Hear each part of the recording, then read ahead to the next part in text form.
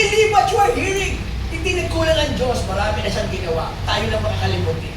Kanina kinakanta natin, remember, oh God, remember, oh God. Sabi ko, oh, remember, oh God. Pero kaya tayo kaya, do you remember? Do you remember the good things God has done to you? Oh. And sometimes you forget it. Kaya parang iisip natin, pinabayaan tayo, kawawa tayo. Hindi tayo malakas tayo. Hindi tayo talunan. Makapangyarihan ang nakatira sa atin.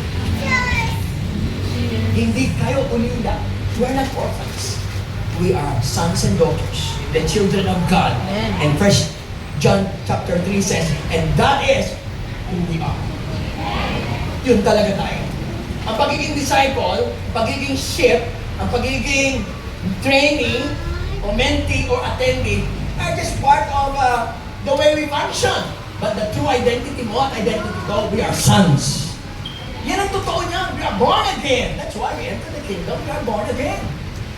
And we become sons and daughters of God. That is who you are. You're not just a disciple. You're not just an attendee. You're not just a member. You are a son. And that is who you are. You are daughters and children of God. At the Bible ko nagsasabi, at Bible ko, and that is what we are.